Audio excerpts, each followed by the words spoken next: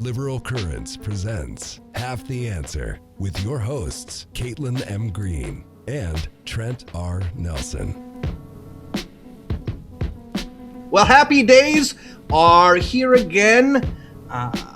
And, well, you know that understanding a question is half of an answer. And this is, of course, Half the Answer with your hosts, Trent R. Nelson and Caitlin M. Green. We're co-hosts. And, well, you know, this one, he writes and edits and philosophizes and historicizes and talks on the camera, too. And then we've got Caitlin, who, well, she is just the bee's knees. Cat's meow. She's madre. She is linguist. She is writer. She's an editor. She does everything that you could ask for. She comes on to the program and we talk, and it's a good deal. Caitlin, how are you? How are you feeling? What's the That's word? a good question.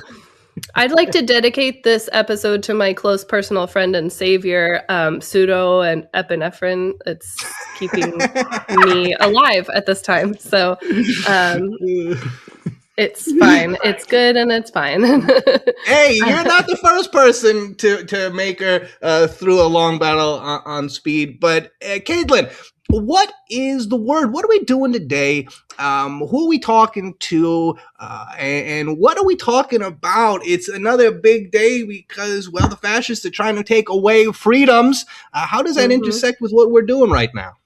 Oh, I'm so excited. We got another attack on our freedoms coming down the pike right now. It's called the SAVE Act. And so I wanted to bring Hunter on to talk about it because he's been researching it and he has a connection to the ways that it really affects the people that he works with. So I would love to welcome Hunter CG. The CG, of course, does stand for Caitlin Green. We all know this. Hunter CG. That's canonical. Better known. Yeah, just like how we keep having Jonathan Mariah Katz on. It's just it's normal. Absolutely. Hunter is better known online as RoteRote Media, a political content creator who covers Europe, the U.S., and far-right politics. He's an officer in Democrats Abroad, which is the Democratic Party's organization for Americans abroad. He is a longtime activist, formerly holding leadership positions with the UK's Fabian Society, Austria's Solidaritat, and the Young European Socialists. He's worked in politics and comms for 17 years. How can that be? You look so young. You're so youthful. On both sides of the Atlantic. Coming out here. Well, my resolution's not that good. So, and he has a forthcoming book about politics and our future coming out later this year. And it's called We Could Have Had It All. There's no brackets rolling in the deep. It's just we could have had it all. Exactly. Welcome, Hunter. Well, it is so lovely to be here, and it is actually awesome to finally get to chit chat face to face. And the SAVE Act is not a good time. And unfortunately, it is being heavily undersold in the U.S. media of how bad a time it actually will be. Right. Want me to launch into a spiel or let's go into the thing. Yeah, let's do it. All right. So the SAVE Act, most people know from a version that was kicking around last year. And now we're on versions 2 and 3 that are both sitting in Congress right now. One of them's called the Make Elections Great Again bill, and the other one is the Save America Act. One of them significantly longer than the other, and in my professional opinion, more well constructed to do evil stuff, and the other one's a bit more of a sledgehammer. But both of them do effectively the same thing, and that is disenfranchise millions and millions of voters, but particularly for me and the Democrats abroad, it would effectively wipe out every single abroad voter by forcing them to, in person, go and cast their ballot and prove their citizenship, which would honestly balloon costs to thousands and thousands of dollars for people. And this would do they mean you have to go to the US to do this? Or is it like you could go to your consulate or something? Nope. You would need to go back to wherever you were registered to vote and go to your local elections office to prove your citizenship. So it is a physical thing. Bit silly, Hunter. And yeah, exactly. Like your brain starts tickling at that and you're like, wait a minute, that seems like a bad idea. So it's not just the American abroad who have to do this. This would be for every single American would have to go and make sure that they could prove citizenship in person to a local election office. If you're not a giant nerd and know a lot about nitty-gritty election stuff, election offices are not very well staffed or funded, and they've been underfunded for many, many years, probably your entire life, but in your area, unless you're very, very lucky. So this major plan is not just so it's basically being sold in the media as like a voter ID law, but that's like the lowest level version of what this is trying to do. The goal of this law is to be a doubt machine. It is meant to cast doubt on the election by forcing election systems to effectively buckle through a very, very quick and required verification process that inside this bill, all the versions of it, mind you, has around 3 and 4 day turnaround clocks. And if your local election worker does not hit these particular clocks on sending things in, and imagine you're trying to do this in New York City or any major metropolitan area, you would start having the situation where that person would be now criminally liable for doing some sort of illegal election action, even though they're just trying to process the paperwork that now is newly existent. Half of the bill basically goes immediately into effect. And this will hit literally elections immediately after this. So even primaries, depending on when it gets passed or if it gets passed. It actually becomes a lot more dangerous the closer it's passed to the election, because there's less lead time for anyone to do anything. So that's like one part of it. That's all quite bad. And the main function there is to basically be like, okay, why were these ballots not turned in? Or when did the verification? And create these like kind of chains of like questions on, is someone ready to vote? The other major thing is the SAVE database. So this is the MAGA plan to require every single Secretary of State, so that's your state level election, czar, basically the king of elections in your state, to turn over all the voter rolls to the DHS, to Kristi Noem. And then Kristi Noem and DHS will go through this big list, this big SAVE database, and determine who is a real citizen and who is not a real citizen. And this is the list that they will be checked against from your local election office sending information. But ultimately, DHS gets to decide if you're a citizen or not. Yeah. And didn't we just have like a whole war in Minneapolis over whether Kristi could have our voter rolls? Wasn't that like a whole thing? And currently, I haven't checked this in a couple of weeks, but they were suing 44 states to get their voter rolls currently. They tried to also do this through an executive order a little while ago, but it got immediately slapped down in the court because, in the American system, the president does not run the elections. The federal government doesn't run the elections. The states run the elections, and the localities run the elections. So this is a doubt machine, of course, but needless to say, Americans known for our determination to do things even if it takes a lot of paperwork, right? This is going to depress turnout just naturally because so many people are not going to go to their office, to their election office and to do this. It's just, and they know that. This is a part of that. They know that this will stop people from doing that because historically, we need to remove barriers to get people to vote, not increase the barriers to get people to vote. Now, Trent, you're talking a lot of sense, okay? And like I have seen people talk themselves out of voting because they weren't totally confident that they would be able to do it correctly. Right. And like go to the right place or fill it out right or whatever. And so it's like this is just like another huge opportunity for people to fall off the voting train, which is the opposite of what we want, but clearly, not the opposite of what the Republicans want because they keep doing this shit, right? Like 2002, I remember. And like, I feel like we're just constantly relitigating the early 2000s. This feels exhausting. I was in middle school at the time. It was bad enough. And now we're like doing it again. I don't want to be in middle school again. I can't go back. I get it. I hate the flashbacks of the Bush years that just come through all the time. I'm just like, oh God, I did this once. Why again? But I think the thing that is much more different, and this is probably also why the media is failing at it, is that they are assuming it is like those earlier voter IDs things. So the main issue back then was that most people don't. A lot of people don't have IDs for whatever reason. It's kind of irrelevant. And the states generally do not give out free IDs, and that means you create some sort of effective poll tax to access the election. And because there is poverty in America and some extreme poverty in America, it's just not a thing that will be possible unless the government is literally handing out IDs to every single person and then regularly remembering to make sure everyone still has IDs. So that's like the basic level of like a voter ID issue on accessing the vote, and it has been proven in time after time after time to depress the vote. Most famously, in one of the recent UK elections, the man who passed voter ID there, Boris Johnson, showed up at his polls, and they couldn't let him vote immediately because he forgot to bring I voter ID. remember that.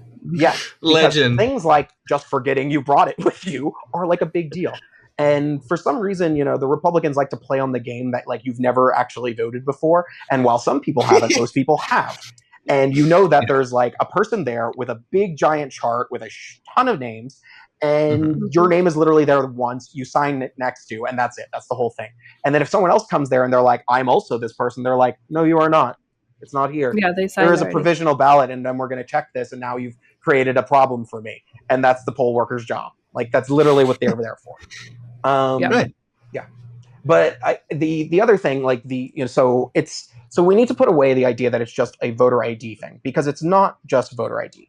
It's about citizenship proving and whether or not DHS has the right to determine if you are a citizen. If you think back on all of your IDs that you have in your pocket right now, very few of them have your citizenship on it. Only really your birth certificate has it, or your passport, or like tribal documents, and a couple of other things. But most importantly, a lot of people will change their names. Women will change their names. Trans people will change their names. People who don't like their names will change their names. Like, this is just a thing. And it's millions of people who have done this. By like very, very conservative estimates, 69 million women in the US right now have changed their names through marriage. That's a lot of people.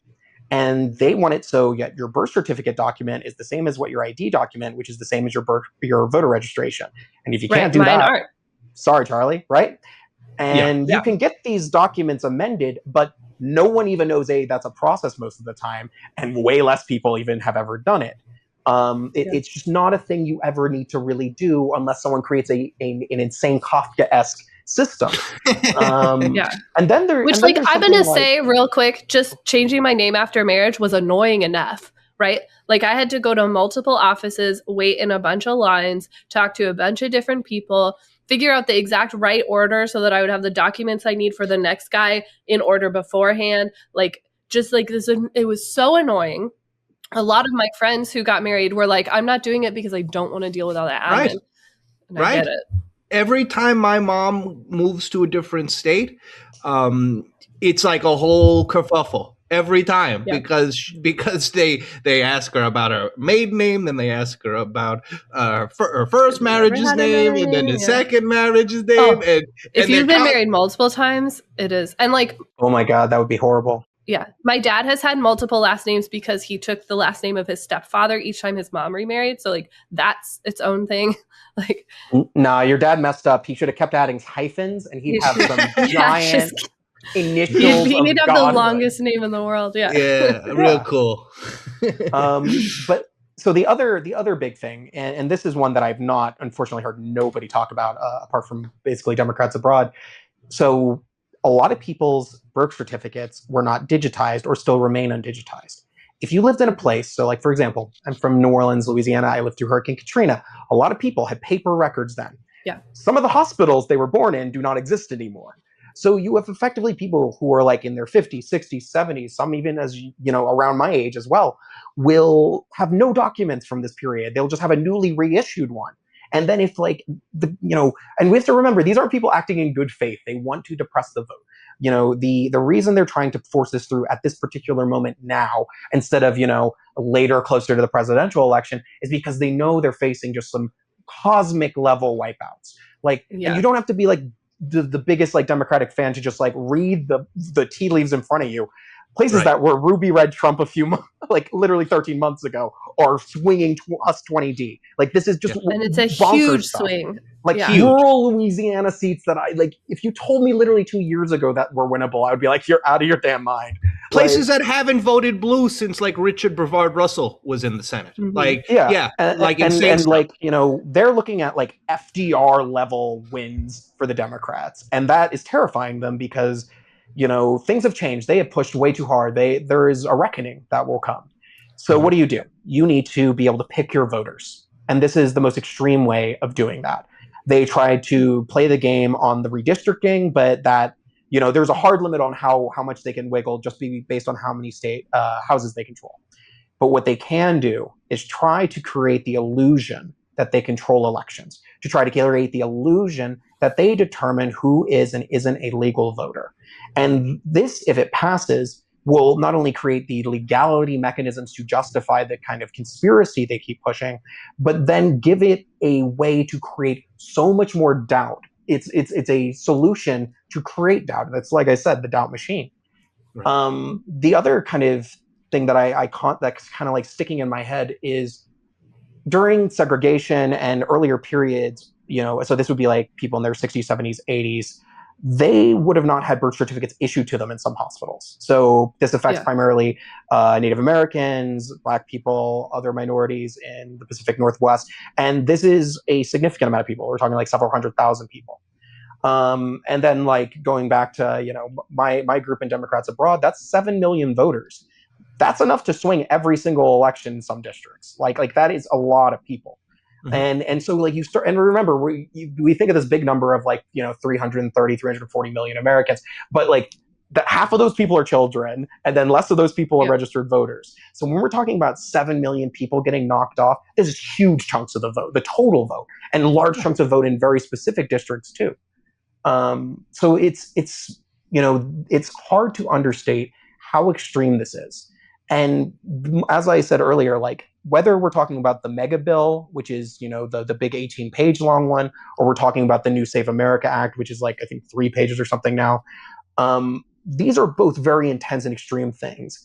And then we got to add what Donald Trump wants to add in addition to what is already in the bills, because he wants to go much further. He wants to ban mail-in voting. So he wants to nationalize elections. That's the thing he's caught on. And if you go back, like, I don't know, middle of January or something, or maybe early January, they were at their little retreat, I think in Florida or somewhere, for the congressional Republicans to basically like talk about how they're going to win the election. And this was what he talked about. He was like, we have to pass the SAVE Act. Yep. If we don't pass the SAVE Act, we will lose. Like, this is the strategy. There is nothing else. It is not trying to campaign better. It's not coming up with better policy. It's not trying to make Americans like him more. It's let's kick a bunch of people off the voter rolls, and let's do it real fast and as messy as humanly possible, so I can not only cast doubt on this election, but every election going forward. And as people have learned hard this year, it's not that there's just one election in November or an election in the primary. There's nonstop elections in the US all the time. People are doing, people are dying. There's special elections, there's resignations, there's like weird off-year elections. I come from Louisiana. I understand that crisis. So this is not something that'll just hit us like this year and next year once or twice. It'll constantly be hitting us. It'll constantly be putting literally people working in small election offices in legal jeopardy every time they want to have an election. It will mean that the federal government will be able to like reach into all these places, because now we've empowered the DHS to do crazy amounts of things that nowhere in the Constitution it was designed to allow it. And we know that like even when they're given immense power, they take way more. Lake and Riley Act was extreme, and then they jumped 10 feet past that one. So it's not it's a very much give them an inch, tail take a mile. And we already know they don't care about the legality. Like, they will do the illegal thing with the illusion that they presented that they have the power. And that's really the magic of Donald Trump, right? He tries to make you look at this one thing while they're taking all these other things around you. And that's why it's scary when I watched the MSN Now and the NBC reporting on this from a couple of days ago, and they just kept talking about it as a voter ID thing, and I'm just like, you guys are missing like you're not even looking at one tree, my dudes. Like, you're looking at a piece of bark, and that is not what this is, and you're missing so much, and how dangerous it is, because like they have made this the issue. There's a government shutdown right now. This is what they're focused on. Like this is the only thing that's important right now. Interesting. Well, sorry, that's been Gavin a long time. No, that's good. That's what we're here for. We want to spotlight the things that are being missed, right? That's really important to me and Trent.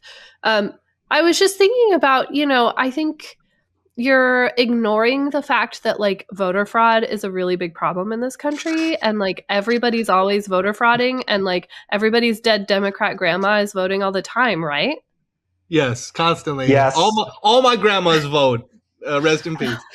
I mean, famously, Donald Trump won the election on dead people. That's my new conspiracy. It's real. Delightful. Let's go hard for it. Every I one don't of his care voters anymore. was dead. Yeah. The other thing Yeah. I Do did you know forget. anyone who voted for him? Are they alive? Are you sure? I think my grandmother is still alive. Are But you she sure? is. She's very good. I'm sorry, Grandma. Because I have a theory that a lot of MAGA is actually no longer biologically alive, and they're just being operated by like spite and evil. So it's possible that she is, being Weekend at Bernie'd by just her mean energy. Oh, God, wouldn't that be nice though? That could quickly end it, right? Yeah. If we could just several cut off cats the in a torch. trench coat. Yeah. Mm-hmm. Yeah. President Adult Man.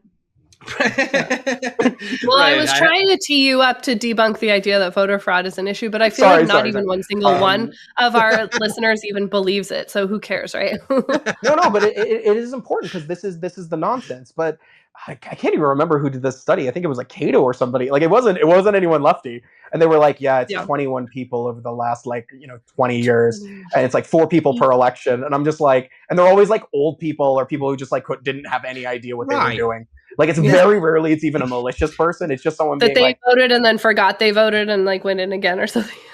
or just like there's low information people who can't vote who think they can vote, and that's like just it. It's like people be like, oh well, I live here, I guess I can vote, and that's it. Like no one thinks deeply about it. Yeah, I mean those the famous moments that we know of, right? The 1948 Senate election in Texas that was stolen, right? Like these moments that we know of, like they have been taken advantage of by bad faith actors, bad faith publications, bad faith individuals, to make us think something that, as you just alluded to, doesn't happen. And even more importantly, like the way that things have been structured in our country makes it really difficult to happen.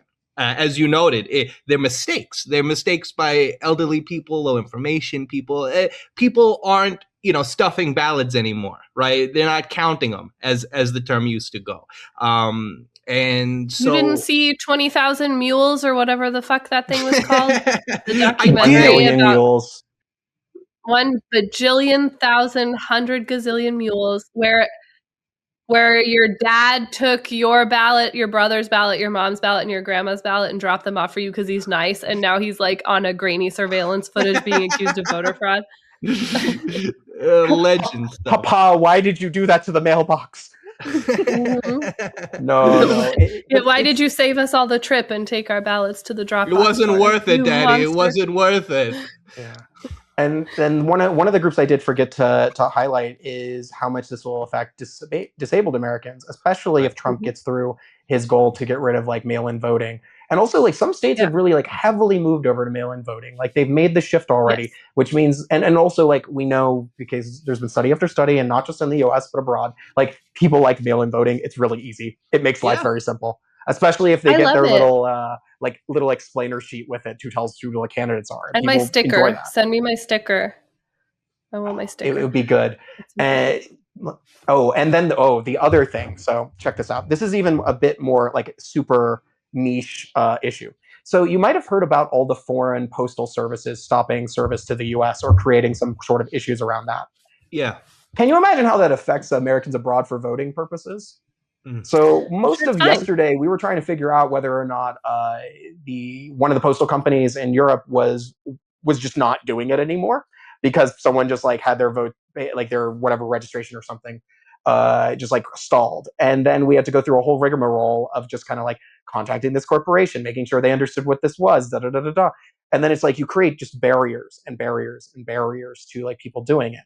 And even if you really want to do it, if you hit one barrier and then you're like, okay, I'll do this tomorrow, and then you just forget. Then you can just forget for a while, and then you just forget to vote. And because now, they want to mess with, the So, and then also on the US side, right? Because then it's like the USPS, once it makes the transfer over, a defended organization. So you're creating more and more friction at every level of this. Somewhere where it can get lost, somewhere it can sit in an office too long because it's not moved. Somehow it doesn't get stamped on the right time. So you create all these little itty bitty parts that kind of hit you very, very hard. And it becomes just like a tiresome task. And you're also already facing people who think the vote's not going to matter. The election's going to be rigged. What's the point of me voting? Like, is there a matter?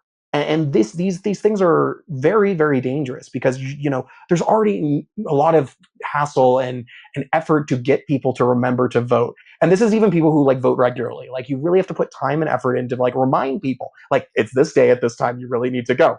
But you create more and more issues, and then also you have to create chains of like, okay, they've changed this new process, you're gonna have to do XYZ thing, and now they're like, oh fuck, It's a crisis of confidence, right? It is, and purposely, it is a purposeful explosion of what Carter called the crisis of confidence. Just continuously make it so that we don't believe in what we're doing. We have a certain apathy, and that apathy, as has been noted, is more dangerous in a democracy than a tyrant, because that's how he gains his power. Through our apathy, through our disinterest, through our, it's fine, it doesn't matter. Somebody else will do it for me. Or like if I do, or even if I try, it's not going to work. So right. Who cares? Yeah. Right. Yeah. I mean, it's, to quote Dune, fear is the mind killer. I mean, it's true. Like if you lose hope that there will be an after, that something can matter, especially like if we're talking about democracy itself, then once you lose faith that democracy can work, it is very hard to get yourself to believe it can again. And that happens in a big gestalt. Like, enough people start believing that becomes the norm of how people think. And it doesn't even matter at that point if the elections are happening or not. I mean, this is why people like Vladimir Putin have elections, because it is to create this effect of that, like, it will never work. Like, this charade of democracy is worthless and is pointless to do anything, even if we're going through the motions. And this illusion of democracy is even more dangerous. And even before all this more recent Trump stuff, the U.S. had many barriers to voting, many barriers to having fair and free elections in the fullest extent that we need. And this is just putting all the bad things that the Republicans have wanted to do happening all at the same time. And because they're willing to really like push through on forcing like a talking filibuster with the Democrats, they're going to put their wish list on it. Like, if they're going to break it, if they're going to do it, they're going to go as hard as they can. That's why there are two versions of this bill even floating around, because if they think they can do it once, they'll fucking do it again. This is like how they roll. So, Hunter, I'm curious for a second. Hungary has been going through a sort of a liberal democracy, this process, thanks to Viktor Orban and Fidesz, for so many years. I'm curious, with their actual election coming up as well, and a lot of discussion surrounding the defeat of Viktor Orban, the possible defeat through a coalition. I guess my roundabout question is, how has Hungary sustained this hope, this desire, this ambition to sort of break from this illiberal democratic circumstance, where other nations, they do fall prey to like apathy and to the sort of hopelessness? So the problem with explaining Hungary and trying to apply it to the US is that there is something that Hungary is in that the US is not, that creates a large backstop, which is the European Union. Right. Because of this, it's not that, so Viktor Orban can rig elections, he can do lots of sketchy things, but it has a very high price that comes with being EU budgeting being taken away, or intense pressure from, so in the European Union, there's these big Europe-wide political parties. The one that Fidesz is in is Viktor Orban's own. He used to be in another group before he got kicked out. And there are other ones that back other political parties in Hungary. And because of this, it means you basically, when Viktor does something, it's not that Viktor does something in Hungary and there's Hungarian blowback to deal with. There's also EU-wide blowback to deal with constantly, and people fucking hate Victor at the EU. I mean this in like the truest of forms because okay, and I mean this in the broadest way too. If you have worked at the EU and you actually wanted to do something that is productive with your job, at some point in your entire work life, he has personally screwed up a project of yours. So everyone has like a very deeply personal thing he has messed up in their life. But that's to the amazing. side. Yeah. But that's to the side a little bit. But the other thing is that Fidesz had a party split, a very violent, big party split, which is something that is not happening in the Republican Party as far as I'm seeing. And because Victor's been there a long time, if a guy's been there a long time, other people start thinking, why the hell does this guy got to be king?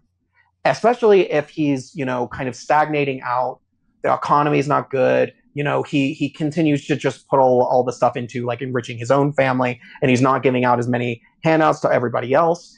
And to be honest, they got in like a crazy pedophilia scandal as well that he just never was able to recover from, involving his justice minister pardoning someone, and it was a whole thing. And the justice minister's now ex-husband had recorded it and released the information. So there was just like audio of like literally an incredibly corrupt pardoning of a pedophile on audio. And after that, we could only be so lucky.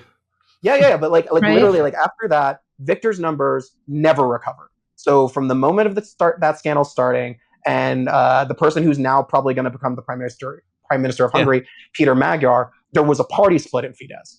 Everyone who was already like not really down with Victor staying there infinitely, or maybe they wanted to run the country in a slightly different way. And remember, like when we're talking about the party that's leading at the moment, whose name is escaping me right now, it's so bad. I'm gonna have to look it up because I feel like an idiot now.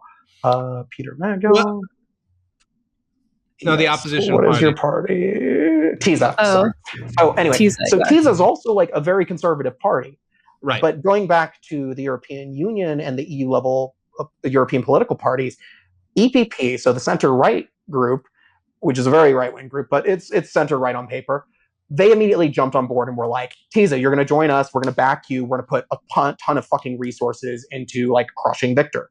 And not to like, I'm not saying like foreign interference, but like they're all in the same party family now. So their prerogative is to boost him and make it work.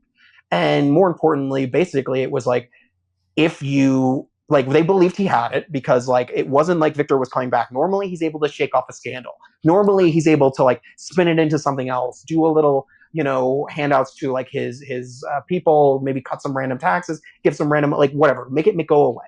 Like Trump is, like Teflon Don. But this wouldn't go away because everyone heard the tape. And there was no reason for this guy to do it because he immediately got like blackballed by a bunch of his ex-colleagues, kicked out of the party, ex-wife drama, divorce stuff. Like it was a whole thing. Yeah. And so like he had a lot to lose out of this too. He just managed to kind of scoop out of it. Right. So Victor was not able to like punt this away. And then once you break that thing out there, all the other stuff starts building up. And Victor started acting very erratically. He started trying to do all the things that Trump is trying to do right now and go kind of like turbocharge it, but already after losing kind of the mandate of heaven, his legitimacy on any level. Because no longer did he even have his proper majority anymore because he kept losing party members and he kept losing MPs and he kept losing everything, right? So, and at the same time, part of this is kicking off when Donald Trump isn't president. And that's really, really critical. At this moment, this is all kicking off about 2 years ago. He does not have all the buddies in power around the world that he had slightly earlier moments in time, and also now. Right. Critical gap in time. This is also why you see a lot of right-wing figures around the world moving really fast right now, because Donald helps them have a shield. The other kind of like big thing is that there is a strong democracy in Hungary. Like there was a democratic spirit there. There's a lot of political parties. There's a lot of, belief in wanting to do that. It was not very long ago that they got out of the communist system and there was popular uprising. So there's this memory of like revolution, trying to build democracy, trying to get through all these things, living under fascism, living under this, this Soviet system, living under blah, blah, blah. getting crushed in the Hungarian uprisings. So this sense of like wanting to get rid of the dictator is there. But the thing that has kept Orban there for so long is because the apathy was very strong for a very, very long time. There was never someone they felt like could actually take down the king. But once his kingdom starts splitting in half itself, then you're like, oh, wait a minute. We can push this. We can take this crack and we can wrench it open. And I would say a lot of the last year, like on the Hungarian opposition political party side, was trying to decide, do they want to back up Peter Magyar, who is the man who broke the whole scandal and has become kind of the messiah figure in Hungary, or do we want to run our own candidates and try and have a normal election? And this has become kind of like the topic for quite a while. And for the most part, as we're seeing with the election going on right now, it looks like they've aligned more or less on like, let's make Tiza win. We get rid of Victor. We'll figure it out after. Like that's the thing. Because getting rid of the dictator is more important than the immediate fulfillment of anything else. And that is more or less how I see how the election will go down. Because Victor hasn't been able to swing back. He has been sinking in the polls for a very long time. He has not been the first party in more than a year. I mean, it's bad for him. And he keeps spinning out of control. He keeps trying to change the narrative. But the narrative is just like the pedophile scandal, my man. The pedophile scandal. Like, what the like and the other thing is like a lot of his other stuff, he's very like negative on Ukraine. He tries to create lots of drama and it just doesn't stick anymore. It doesn't have that ability to do it. And you saw that really intensely. So there was Budapest Pride a few months back, and Victor made this like his warpath thing. He passed a lot of laws to restrict protest and striking and a bunch of other stuff because he's trying to like pass stuff to preempt, which I won't go on that tangent just yet, but to preempt actions after the election. So he was like, all right, we're banning Budapest Pride. This didn't work out for him. He lost in the courts. They had to do it. Then he was like, no, we won't give, this and this. We'll create all these like mechanisms to make it so like you have a fine if you attend this thing. They passed it through the parliament because he still has a big majority like right now.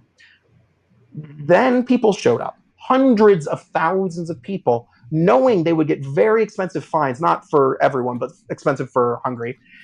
And they just went out in droves. They decided to just ignore the government, to ignore Victor. And just people are in modes of nonstop non-compliance with Viktor Orban's government anymore because they view him as no longer having any legitimacy. He's just there for the next 2 months. And even if you're very cynical about it, like a lot of my Hungarian friends in the Social Democratic Party, super cynical. They just honestly just cannot believe the idea of him actually leaving. Like even if they look at the polling, they know like in their mind that it can be there, but like their heart is like, I can't actually imagine him walking out and being gone. Right. So it's very difficult, but they want to make it happen, and people are working really, really hard to make it happen.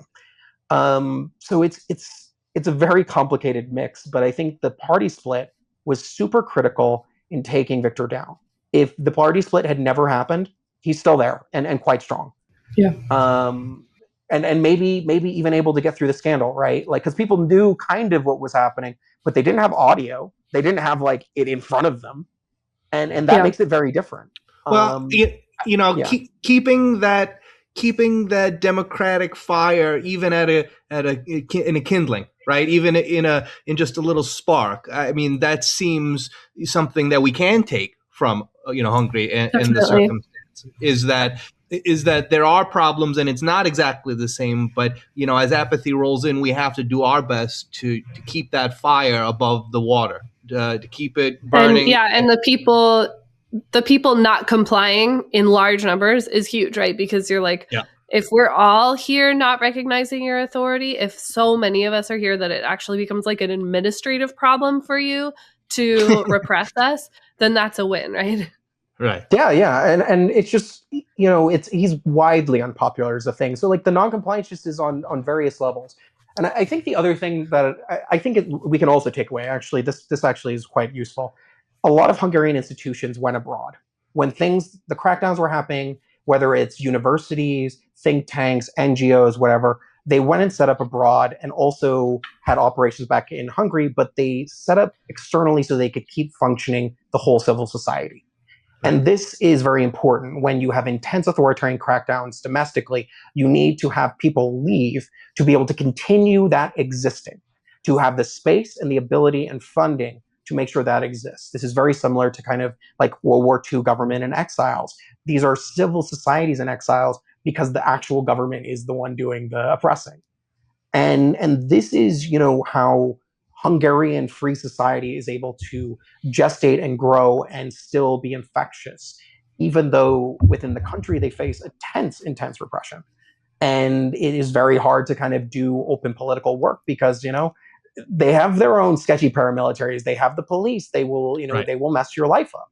And there you have to always be thinking like, how much politics can I do before I will get like a whiplash on me? And knowing like the dictator could last for decades more. You don't know the timeline on this, right? You have to be like, okay, do I do something extreme now and maybe get really big in trouble so I can't do like any work? And like these are the weird calculations you have to bring, even if you're a youth activist. But the other really good example from the region is actually Serbia. We're now into like almost the second year of the student protests there, which has blossomed out to a society-wide nonstop non-compliance and on and off general strikes. And every single minister in the government has had to resign except for the president. And he's just not going to resign because if he did, he'd go to jail.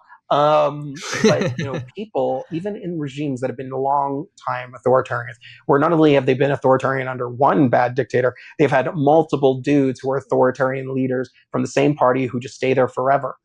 People can still find freedom. They can find justice that people, and it seems quaint and it seems silly, but like people yearn to be free. They don't want to put up with bullshit forever. Like the funny clown who's selling you the world and the monorail will work for a while, but it won't work forever because reality starts to seep in.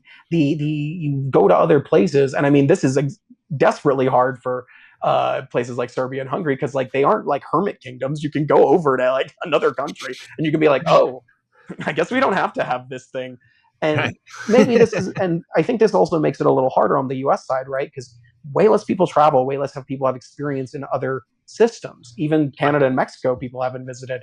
So it's like you don't really understand what a country can be like or how it can be or all the shades of how it can be. And, it makes it a lot easier to truncate people. It makes a lot of people to get stuck into media bubbles and silos and to be manipulated in a very strong way. And you as an individual, you really have to fight against that in a very desperate way. You have to push yourself to learn and experience more and things outside of, your national framing, or else you'll really get caught up in believing stuff that isn't your own beliefs. It's just like some nationalist bullshit that you don't even realize that you've never thought about or like really reckoned with. That's something I learned really hard when I moved abroad. It was like realizing like what stuff was like real things I personally believed that were part of like my constitution, my deep values, and what was like stuff that I'd heard growing up in the US and just never ever thought about or like never wondered why I even thought that was real or true.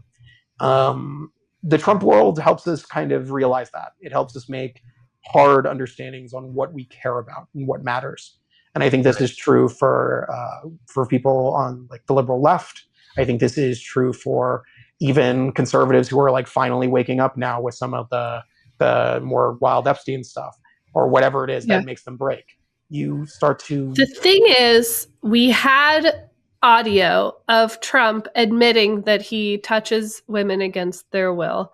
We had him admitting that he would, go into the Miss Teen USA changing rooms just so he could catch a glimpse. Like, and yet that wasn't enough for us somehow. And I continue every day. I curse the fact that wasn't enough. I think this is also maybe where like Peter Magyar as an individual charismatic figure comes in, where he was able to go really hard against Viktor Orban in a very like on camera all the time way. Unfortunately, and this is like an issue we have in Democrats abroad all the time, when Hakeem Jeffries or Schumer goes out there and gives like some like bland know nothing statement, it makes people not care.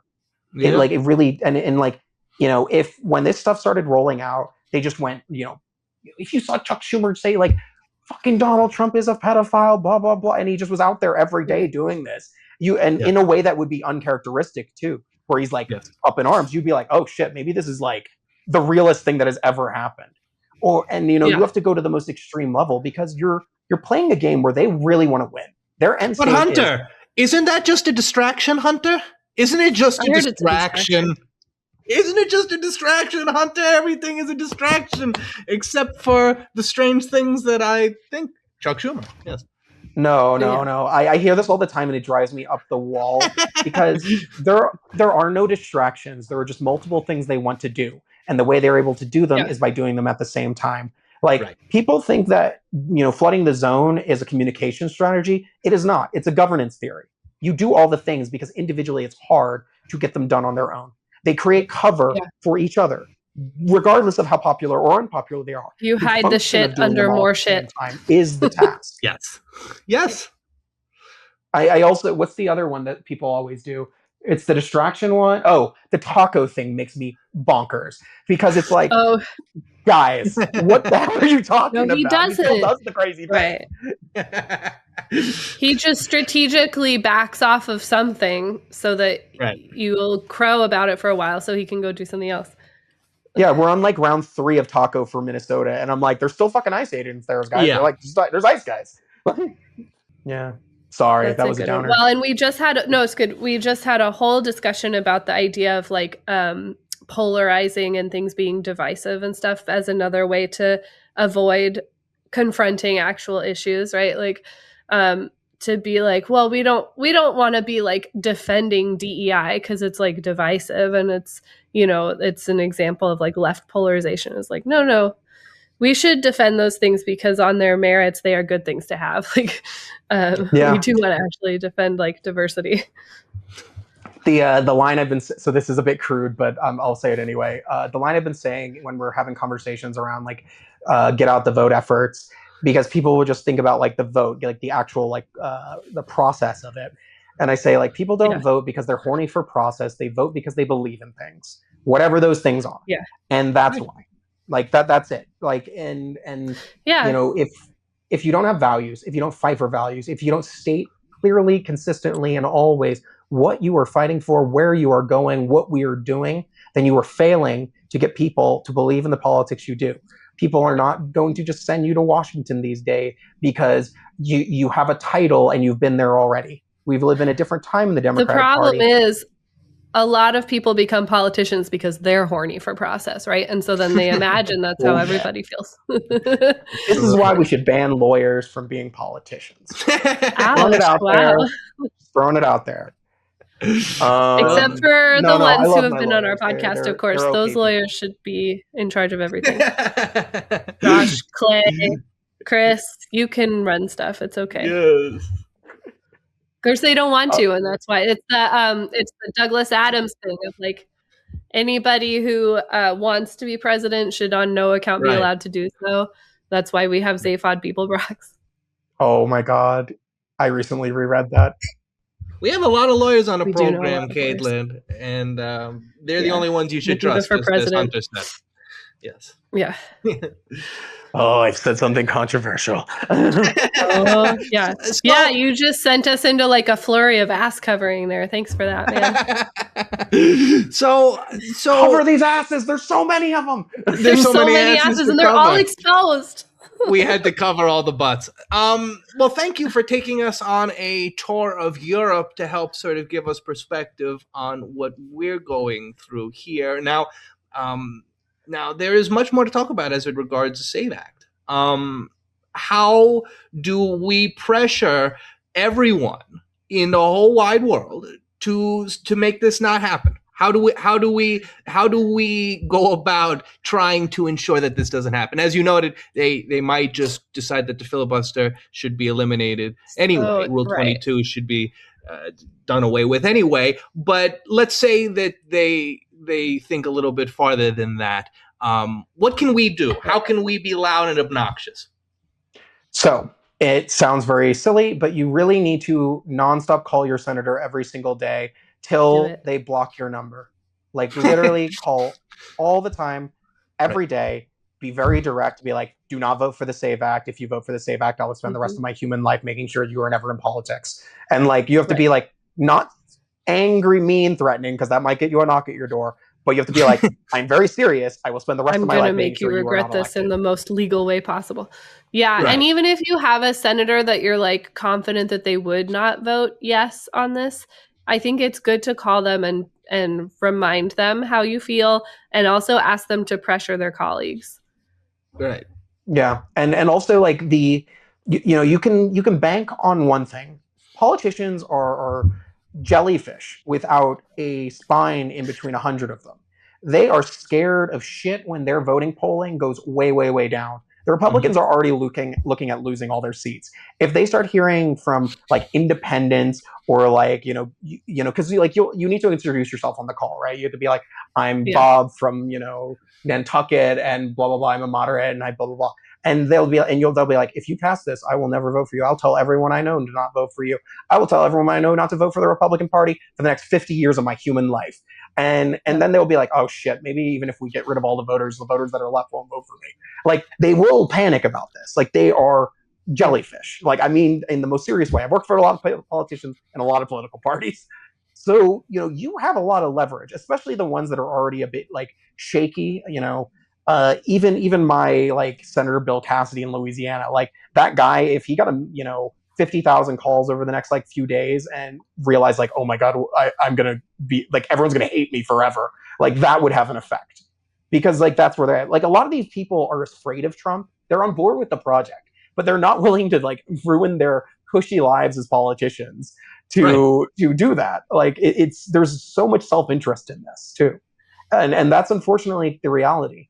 Also, if you think there's like some wobbly Democratic people, or like Senator John Fetterman, call that dude up, because he's already on Fox News the last few days just being like, I don't know why people would be angry about a voter ID law. It seems sensible to me. It's like, you need to scare some of these people, and you need to make sure it's not just what motivates that guy, but you got to try.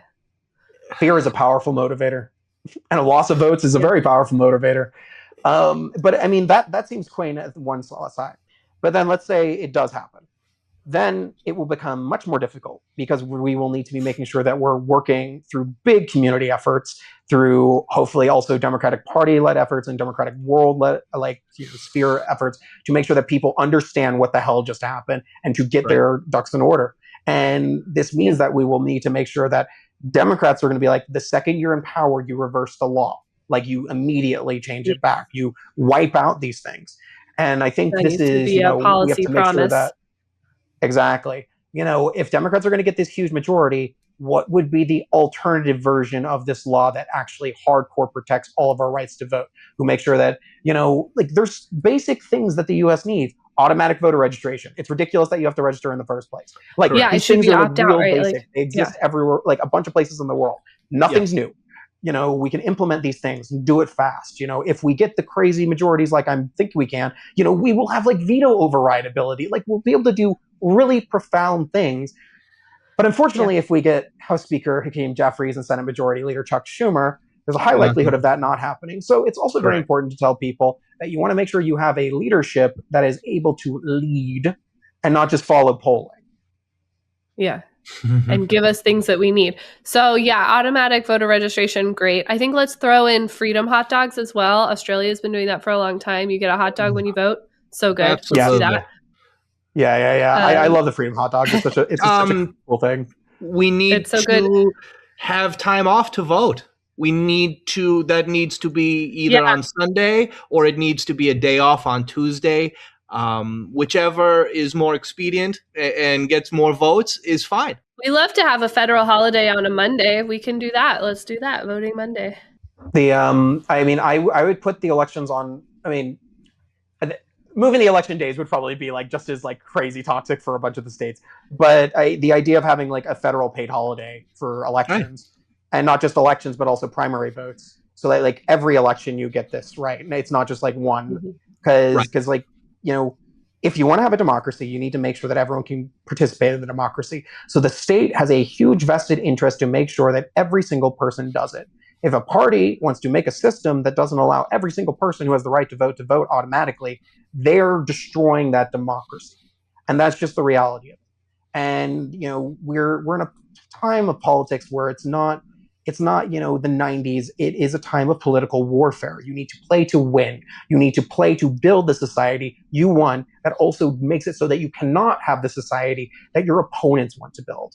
You can't find a middle ground between getting rid of tens of millions of people to vote and not doing that. It just doesn't exist anymore. In a big, powerful way at the same time, like, we have to realize, like, Trump is not the majority. He never was. He didn't get the majority of Americans ever. And we have seen that people do not even like the things he was most popular on. The man is losing. The second he starts doing it, people hate it. Democracy is powerful, and that's what people want. Whether or not the Democratic Party, my party, and y'all's party sees that moment and are able to do something with it, and doesn't just create another 2-year clock where the Republicans swing back in again, that is the real question. But right now, if Save America Act passes, it will make the possibility of shifting government incredibly difficult. And that is in the world where they just do the things that it makes legal.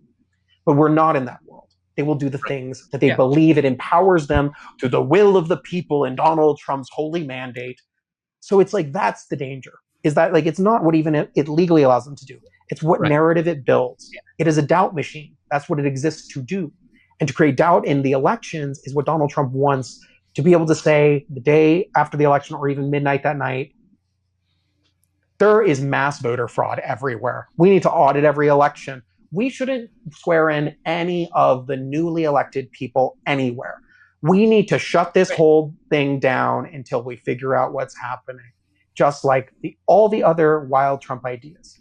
And this is the danger, because if people think that is remotely acceptable, then enough people will go along with it. Enough states will go along with it. That will create a constitutional crisis that makes all the other ones look like a playground. Like, it's a very wild thing. I mean, we saw this in a very tiny way with the congresswoman from New Mexico, right? With the special election, 6 weeks was waiting, whose name I'm blanking on right now. Grijalva, yeah. And it's like, that was a test. Like, they run these little test runs. They were able to get 6 weeks out of that. Like, what if you did that with every single one of them and then staggered them? You could just kill an entire year doing that kind of nonsense. You would not have quorum. It would unfortunately, we live in the world where, like, Congress doesn't want to do Congress stuff anymore. So it's like, we have two branches of power that don't function at the moment, and then one that is trying to eat the other ones. And this makes all of this much more dangerous. I mean, it's the other kind of, like, caveat is, it's not just the federal elections that you need to be focused on. Who determines the control of the states will determine what the 2028 election looks like. It determines how many states will probably run their elections fairly and how many states will not. So who wins those state legislatures, who wins those governorships, and critically the secretaries of state, the most important election officers in the entire country, those 50 people are vital for making sure that the 2028 elections are legitimate. Like, that is the game right there. In like, real talk, Democrats could lose the midterms, but as long as they cleaned up in the houses or across the states and got a bunch of the secretaries of state, that would fix the 2028 problem for us. We could still be out of power in the congressional side of things, but, like, that would give us the ability to install a new legal precedent. Right. If we don't get the houses and we don't have the Congress, this just compacts everything. So it is layers of bad things and potentials that can get progressively worse depending on how things go. In a perfect world, we have relatively fair elections. Democrats come in on, like, margins that you and I will just be, like, doing tequila shots till, like, 3 a.m. and being like, this is great. It could go the other way, though, because they actively are convincing people the elections failed. You have to have all these things to prove you're in there. All this other stuff. And it's just one plan after another. And that's where we're at. I have to say, I have noticed in the numbers and also just in my neighborhood that people have gotten a lot more mobilized and a lot more protesty and a lot more voting. And I think that's going to help us to become undeniable, right, as a people. And I think that's part of, like, it sucks to be like, individually you have a responsibility to like fix America, but like we kind of do have to maintain that energy, right? And call all the people, show up at their places of work, show up at their houses. We're at the mayor's house all the time, being like, Good. hey, revoke the ICE permit, please. Without the please, usually. Yeah, I mean, in Springfield, I'm in the capital of Illinois. We've been militant here like since jump. You know, like Kristi Noem came and highlighted a horrifying murder that occurred here that included a friend of mine, actually, who was killed. And she came here, and there were people with megaphones driving up within minutes to drown her out, to bitch her out, to get her out of town. And you know, like Caitlin sort of alluding to, it feels really good for the state of our democracy when, as the year progresses, you see more and more people who maybe you wouldn't have associated with that sort of thing, that sort of behavior, all of a sudden coming out, being a part of it, getting these interviews like you see in Minneapolis. Like, I've never done this in my life, but I feel compelled to. I feel compelled to for my community, right? That is the spirit of democracy, whether it's in Hungary or Serbia or Brazil or you know, Illinois, Oregon. It's special. I got a phone full of aunties and grannies who sing, who are doing their singing resistance thing. My signal is blowing up at all times because they all want to show up and sing songs of protest at important places in our area, and it's so cool. They all learned how to use Signal for this. That's adorable. I love it. Oh. And also, like, people need to run. There are still seats being elected that are uncontested. Like, the only person running is a Republican. Yeah. So if you have ever wanted to be a politician, or even think you have 5% of it in you, this is the moment in time to run, because you could probably automatically win because of how big the swings are. Yeah. And if you aren't running, no one else is going to be running, and the Republicans are going to get that seat. And you need to think of the entire map of the country as a chessboard that we're trying to fill in right now and maximize every single space with a Democratic person. Because if things go very, very, very, very bad, we want to have more people in power in more places across the country than not. And that's just like the brutal world that we're living in right now. There's a reason that... And that includes like your city council, your school boards, just anything. Everywhere. School boards, like, there's a reason Steve Bannon spent so much time telling people to sign up to win the school boards, trying to get all these tiny little municipal positions, because, you know, as we've seen, because, like, you know, Zoran's become very popular and stuff, it's like municipal government does a ton of stuff. Like, it does everything basically in your day-to-day life around you. And so those roles have such intense and imminent impact on people's daily lives.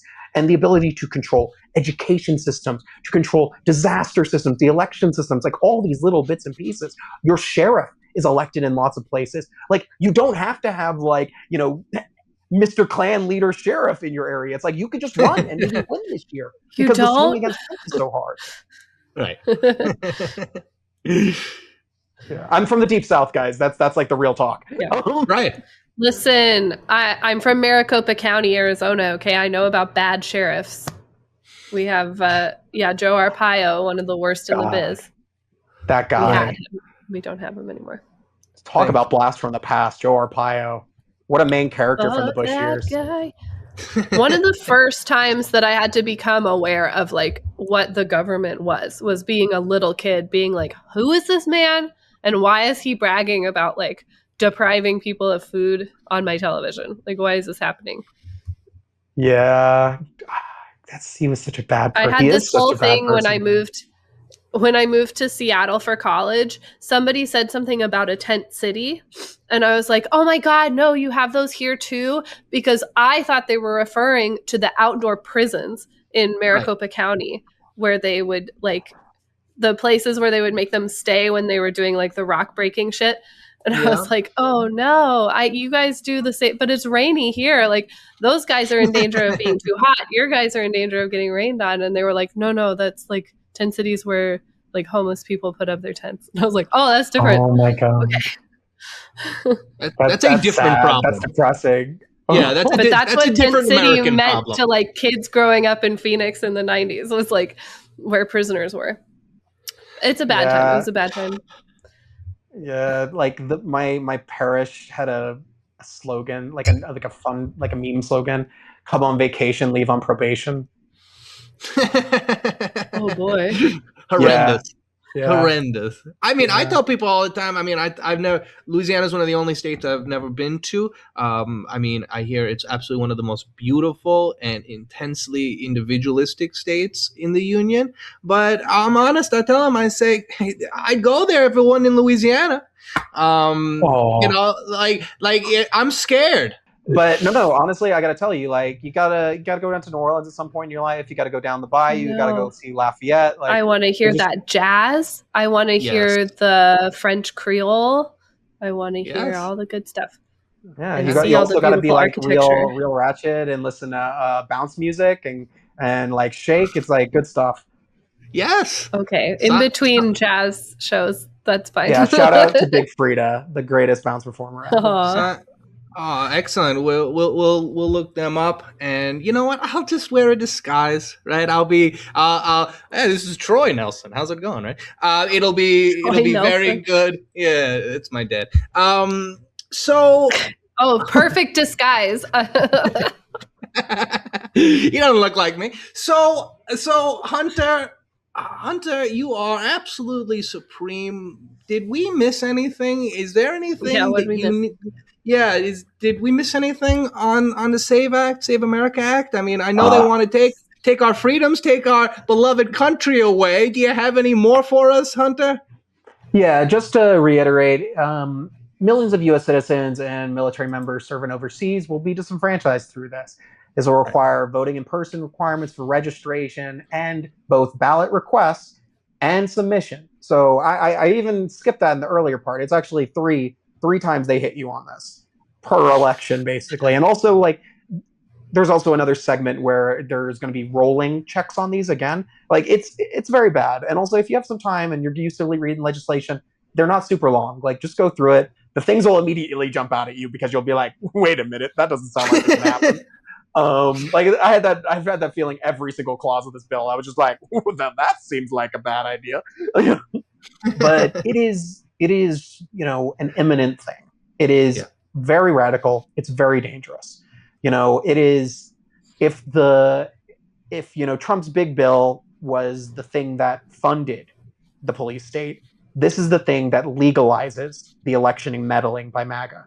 This effectively creates a mechanism to legalize January 6th, stop the steal type conspiracies into American law. And that's how you have to think about it. Like, what if they could legalize January 6th style conspiracies? What if Kristi Noem was the person who gets to determine who can vote? Like, this is the real ways this will be implemented. And if they pass it tomorrow, half of it immediately kicks into effect. The other half kicks in the next election in 2027. So it's like there's rolling parts of this. It's very bad.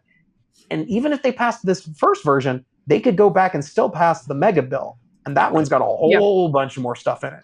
And that would take us a lot longer to go through because it is much more intricately weaved together. Like, sometimes you're reading these legislation, and you're like, this guy knows how to write a piece of legislation because it's like it's self-reinforcing to itself. That's not so much with the Save America Act. But they're very serious about this. They do not believe in democracy. They do not believe they need to have legitimacy through the democracy. So how do you kill the democracy while creating the aesthetic that it still exists? And that's the goal right now. This is the same path as Viktor Orban. This is the same path as Putin. This is the same path as so many leaders around the world. And this is just the game. You make elections so people lose faith in elections. You make things complicated so people create doubt in the system and doubt in their ability to affect it. And then you ride on that wave of apathy to loot the country and harm your enemies. And that's where we're at. I got to say, thank you, Big, for having me. It was a great time. RoteRote, Hunter CG, you are supreme. Can you tell us where we can find your writing and your rantings? Give it to us all. You can find me at, let me make sure I get this website right, because I feel like I'm going to get it wrong. We'll put it in the description too. You can find me at TikTok at RoteRote Media. You can also find me on Instagram, YouTube, Sense8, a bunch of the other platforms. I also have writings on RoteRoteMedia.com. I also have a Discord you can sign up to, and Patreon, and Substack, and all the things. If there's a platform, you're probably going to find me on there. And I post about all sorts of fun stuff, and usually it's quite depressing, but it's very informative. But yeah, but the videos are engaging. You a great way about you. So you're give fantastic. us the bad news in a nice way. Thank you. I appreciate that. That's the vibe I'm trying to give off. Yeah. Yes, we admire that here on Half the Answer. To be sure. Yeah, that's where we converge. Oh yeah, no, it was a good time chatting. I had a great time. It was wonderful. And honestly, I love the work y'all are doing over at Liberal Currents. I think it's the kind of startup that has needed to happen for a long time, and it's real good stuff you guys are putting together. You're building something good. We're happy to be involved. Well, this has been Half the Answer, where understanding a question is half the answer. We will see you next time. We love you. We miss you when you're gone. Bye. Thanks for listening to Half the Answer, presented by Liberal Currents. You can find Half the Answer anywhere you get your podcasts. Liberal Currents is an entirely listener and subscriber-funded publication, which includes programs like Half the Answer and Neon Liberalism. So, if you like what you've heard and wish to contribute, you may do so at liberalcurrents.com and through Patreon. And remember, understanding a question is half the answer.